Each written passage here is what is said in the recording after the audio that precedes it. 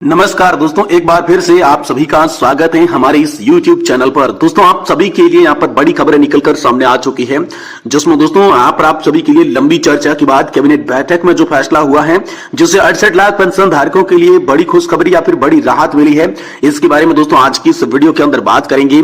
वही दोस्तों EPS 95 pension को लेकर ताजा अपडेट आई है। मिनिमम पेंशन 7,500 रुपए लेकर लेटेस्ट अपडेट आप सभी के लिए निकल कर आया है, इसके बारे में बात की जाएगी।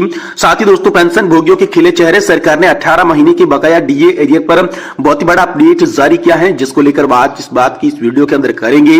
वहीं दोस्तों higher pension form cancel, check वापस करने पर बड़ा खुलासा हाल फिलहाल में हो चुका है, इसको लेकर भी जो बड़ी खबर आई है इसके बारे में भी आज की इस वीडियो के अंदर संपूर्ण रूप से जानकारी देंगे। वहीं महाराष्ट्र की शिंदे सरकार ने दिया शानदार तोहफा, कर्मचारी और पेंशन धारक हुए मालामाल। जी दोस्तों, महंगाई भत्ते पर किए 5 बड़े ऐलान, कर्मचारियों और पेंशन धारकों को शानदार तोहफा।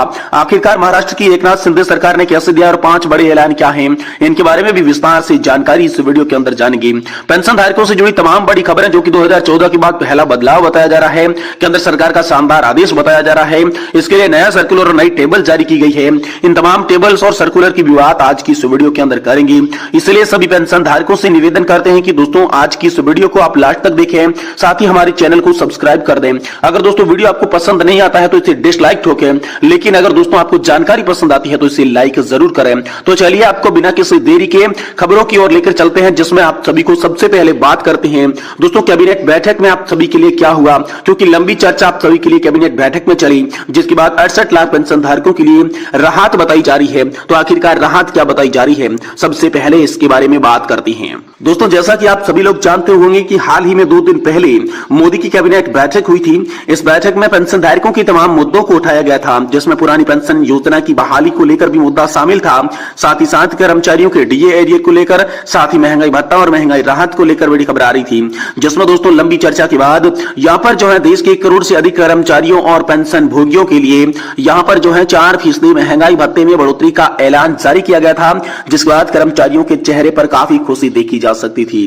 वहीं दोस्तों EPS 95 पेंशन को लेकर ताजा अपडेट आया है, जिसमें मिनिमम पेंशन 7,500 को लेकर लेटेस्ट न्यूज क्या आई है, इसके बारे में चलिए आपको बताती हैं। देखिए आप सभी लोग जानते होंगे कि EPS 95 नेशनल एजुकेशन कमेटी जो है वो लगातार पेंशन धारकों की तमाम मांगों को लेकर संघर्ष कर रही है। इस बीच दोस्तों वृद्ध EPS 95 पेंशन धारकों के लिए यहाँ पर जो EPFO है वो निरंतर अन्याय कर रहा है। इसके विरोध में दोस्तों यहाँ राष्ट्रीय संघर्ष समिति ने राष्ट्रव्यापी आंदोलन कार्यक्रम की रूपरेखा पहले ही तैयार कर ली थी, जिसमें दोस्तों तहसील, जिला, मंडल, प्रदेश, क्षेत्रीय, राष्ट्रीय स्तर पर यहाँ पर सभाओं का आयोजन किया गया था। पेंशनर्स के लिए जन जागरण अभियान चलाया गया था, जिसमें 4 सूत्रीय मांगों को लेकर मांगे शामिल थी। आप अपनी मोबाइल की स्क्रीन पर देख सकते हैं, ये EPS 95 पेंशन धारकों के द्वारा यहाँ पर जो है नेशनल एजुकेशन कमेटी के द्वारा ये जो बड़ा यहाँ पर जो है सर्कुलर जारी किया था, जिसमें दोस्तों यहाँ पर जो है 4 मुख्य जो टॉपिक कवर किए गए थे, जिनके तहत कैसे प्रदर्शन होगा, कैसे यहाँ पर आप सभी के लिए जो है पेंशन की मांगों को मनवाने के लिए आगे का कार्यक्रम होगा, और जिसमें सभी महानुभावों से ये निवेदन किया गया था कि देश के जो भी पेंशन धारक है उनकी मांगों को मनवाने के लिए यहाँ पर जो है 75 लाख वृद्ध पेंशन धारकों और EPFO के सदस्यों को यहाँ पर न्याय प्रदान करने हेतु देश के सभी नागरिकों से यहाँ पर सहायता मांगी गई थी। जिसके बाद पेंशन वृद्धि के लिए EPFO कार्यालय पर भी दोस्तों प्रदर्शन हुआ था। जी हाँ दोस्तों, इसको लेकर भी हाल ही में बड़ी खबर आई है कि EPS 95 राष्ट्रीय संघर्ष समिति ने दोस्तों जैसा कि आप सभी लोग जानते होंगे कि 11 मार्च को देश भर के EPFO कार्यालयों के सामने न्यूनतम पेंशन वृद्धि की मांगों को लेकर प्रदर्शन किया था।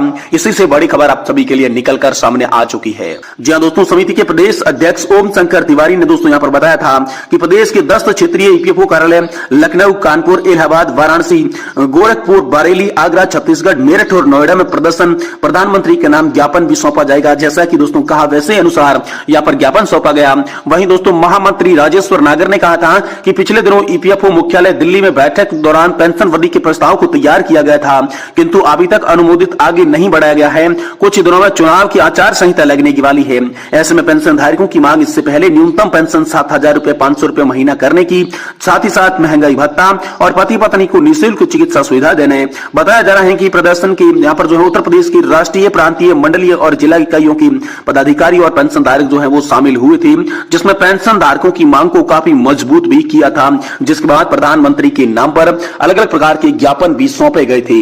वही दोस्तों अगली बड़ी खबर की बात करें तो यहाँ पर जो है पेंशन भोगियों के खिले चेहरे सरकार ने 18 महीने की बकाया डीए एरियर पर बड़ा अपडेट हाल फिलहाल में जारी किया है। जी दोस्तों, आप सभी जानते होंगे कि डीए में वृद्धि के बाद 18 महीने के बकाया डीए एरियर की घोषणा का इंतजार है। सरकार की ओर से एक बड़ा अपडेट आया है। रिपोर्ट के अनुसार उन्हें दोनों उपहारों को केंद्र सरकार कर्मचारियों की वेतन वृद्धि होगी और पेंशन धारकों की पेंशन में वृद्धि होगी। केंद्र सरकार के कर्मचारियों को जल्द ही उपहार मिलने की संभावना है। इसमें डीए बढ़ोतरी और 18 महीने की बकाया डीए एरियर जारी करने की बात कही गई थी। तो डीए बढ़ोतरी का आदेश आप सभी के लिए कैबिनेट बैठक से पारित हो चुका। अब बात करें तो दोस्तों 18 महीने की बकाया डीए एरियर की, तो रिपोर्ट के अनुसार महामारी के दौरान केंद्र सरकार ने कर्मचारियों और पेंशन भोगियों के लिए 18 महीने के डीए और डीआर को निलंबित कर दिया था। ऐसे में मामले में ये उपलब्ध हो सकता है या फिर नहीं हो सकता। इस संबंध में दोस्तों मुख्यमंत्री को पत्र भी लिखा जा चुका है। पत्र में दोस्तों भारतीय रक्षा श्रमिक संघ के महासचिव मुकेश सिंह ने सरकार से पहले निलंबित किए गए डीए के 18 महीने के बकाया को जारी करने के लिए कहा, जिसमें दोस्तों कोरोना काल के दौरान सरकार ने जनवरी 2020 से जून तक का जो है 18 महीने के लिए डीए और डीआर का भुगतान नहीं किया गया था। तो इस भुगतान की एक बार फिर से बड़ी मांग आप सभी के लिए की गई है। वही दोस्तों higher pension form cancel check वापस करने पर बड़ा खुलासा हाल फिलहाल में आप सभी के लिए आ चुका है, जिसमें ईपीएफओ का पैंच फंस चुका है। जी हां दोस्तों, पेंशन सवाल पूछ रहे हैं क्या पेंशनर्स की नियति में सिर्फ धोखा ही लिखा है। इस खबर के बारे में पूरी विस्तार से बात करेंगे, इसलिए आप वीडियो को लास्ट तक जरूर देखिएगा। देखिए एक बार फिर से लगता है कि ईपीएस नाडेवा पेंशनर्स को धोखे की दहलीज पर खड़े हैं। जिन 2-4 पेंशनर्स ने भविष्य निधि संगठन के डिमांड लेटर के आधार पर मांगी गई रकम जमा कर दी थी, उनकी राशि उन्हें वापस कर दी गई है। जिन्हें डिमांड लेटर जारी किया गया था उसे भविष्य निधि संगठन ने वापस ले लिया है, अर्थात निरस्त कर दिया है। दोस्तों 4 अक्टूबर 2016 को सुप्रीम कोर्ट के निर्णय के बाद क्रियान्वयन की प्रक्रिया शुरू हुई थी। इसी तरह खेल खेला गया था और अंततः पेंशन धारकों को पुनः सुप्रीम कोर्ट का दरवाजा खटखटाना पड़ा था। प्रश्न यह है कि क्या भविष्य निधि संगठन के द्वारा वैसी ही परिस्थिति निर्मित की जा रही है। ईपीएस 95 राष्ट्रीय संघर्ष समिति छत्तीसगढ़ के अध्यक्ष एलएम सिद्दीकी ने यहाँ पर जो है ईपीएस 95 हायर पेंशन को लेकर चल रहे विवाद पर तर्क यहाँ पर पक्ष रखा, जिसमें ईपीएफओ की खामियों को उजागर किया गया है और ईपीएस 95 पेंशन के पीछे विवाद की बड़ी वजह क्या है। जिसकी बात करें तो जिन पेंशन धारकों को उनके द्वारा जमा की गई राशि की गई थी, उनके पत्र भविष्य निधि संघ द्वारा उल्लिखित किए गए थे। ट्रस्ट रूल के अनुसार समिति वेतन के भीतर ही नियोक्ता को फंड के लिए राशि जमा करती थी। कर्मचारी वास्तविक वेतन यदि सीमित सीमा यानी कि 5,000 रुपए था, फिर रिवाइजन होकर 6,500 हो गया, अभी दोस्तों 15,000 रुपए है, तो इससे अधिक है तो वह अंशदान नहीं दे सकता। यह वास्तविकता नहीं है। ऐसा प्रतीत होता है कि पूर्व बनाए गए ट्रस्ट को मृतप्राय नियमों के आधार पर बनाया गया है। सदस्यों को उच्च पेंशन से वंचित रखना सुनियोजित षड्यंत्र यहाँ पर जो चल रहा है। इसमें ईपीएफओ भेदभाव ना करे, इसको लेकर भी बड़ी खबर है कि सुप्रीम कोर्ट ने अपने निर्णय में 4 नवंबर 2022 को रद्द कर दिया। फैसला दिया था कि एक्सपेरिमेंट और अनपेक्समेंट यहाँ पर जो है उच्च पेंशन हेतु अंतर नहीं है, इसलिए किसी तरह का कोई भेदभाव नहीं किया जाना चाहिए, सभी पेंशन के दायरे में लाना चाहिए। ये सुप्रीम कोर्ट ने बड़ा आदेश दिया था, लेकिन अभी तक ये क्रियान्वयन नहीं किया गया है। वहीं बड़ी खबर आ रही है, महाराष्ट्र की संदेश सरकार ने शानदार तोहफा दे दिया है। पेंशन महंगाई भत्ते पर 5 बड़े ऐलान किए हैं। कर्मचारी और पेंशनधारक मालामाल हो चुके हैं। जी दोस्तों, तो पहले ऐलान की बात करें तो पेंशनधारकों को मिलेगा 20% अतिरिक्त पेंशन। जी हां दोस्तों, महाराष्ट्र राज्य के अपने पेंशनधारकों को शानदार तोहफा जारी किया है। अभी नियमों के हिसाब से 80 साल के ऊपर पेंशनधारकों की बेसिक पेंशन में केवल 10% की बढ़ोतरी की जाती है, लेकिन अब केंद्र सरकार के समान 20% की बढ़ोतरी की जाएगी। इसको लेकर आदेश जारी हुआ है। वही दोस्तों 30 जून से रिटायर्ड कर्मचारियों को एक और अतिरिक्त वेतन भी मिलेगा, इसका भी ऐलान हुआ है।